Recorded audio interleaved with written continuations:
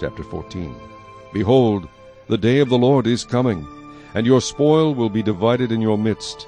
For I will gather all the nations to battle against Jerusalem. The city shall be taken, the houses rifled, and the women ravished. Half of the city shall go into captivity, but the remnant of the people shall not be cut off from the city. Then the Lord will go forth and fight against those nations, as he fights in the day of battle. And in that day his feet will stand on the Mount of Olives, which faces Jerusalem on the east.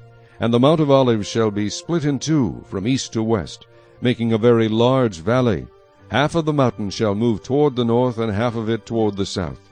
Then you shall flee through my mountain valley, for the mountain valley shall reach to Azal. Yes, you shall flee as you fled from the earthquake in the days of Uzziah king of Judah. Thus the Lord my God will come, and all the saints with you. It shall come to pass in that day that there will be no light, the lights will diminish. It shall be one day which is known to the Lord, neither day nor night. But at evening time it shall happen that it will be light. And in that day it shall be that living waters shall flow from Jerusalem, half of them toward the eastern sea, and half of them toward the western sea. In both summer and winter it shall occur. And the Lord shall be king over all the earth. In that day it shall be, the Lord is one, and his name one. All the land shall be turned into a plain from Geba to Rimmon south of Jerusalem. Jerusalem shall be raised up and inhabited in her place, from Benjamin's gate to the place of the first gate and the corner gate, and from the tower of Hananel to the king's wine presses. The people shall dwell in it, and no longer shall there be utter destruction, but Jerusalem shall be safely inhabited. And this shall be the plague with which the Lord will strike all the people who fought against Jerusalem. Their flesh shall dissolve while they stand on their feet. Their eyes shall dissolve in their sockets, and their tongues shall dissolve in their mouths. It shall come to pass in that day that a great panic from the Lord will be among them. Every one will seize the hand of his neighbor, and raise his hand against his neighbor's hand.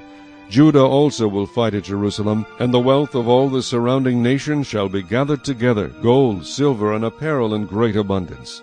Such also shall be the plague on the horse and the mule, on the camel and the donkey, and on all the cattle that will be in those camps. So shall this plague be.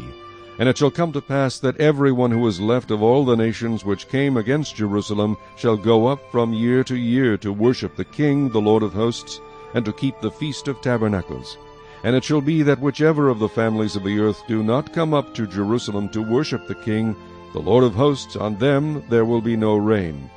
If the family of Egypt will not come up and enter in, they shall have no rain. They shall receive the plague with which the Lord strikes the nations who do not come up to keep the Feast of Tabernacles. This shall be the punishment of Egypt, and the punishment of all the nations that do not come up to keep the Feast of Tabernacles. In that day holiness to the Lord shall be engraved on the bells of the horses. The pots in the Lord's house shall be like the bowls before the altar. Yes, every pot in Jerusalem and Judah shall be holiness to the Lord of hosts. Every one who sacrifices shall come and take them and cook in them. And that day there shall no longer be a Canaanite in the house of the Lord of hosts.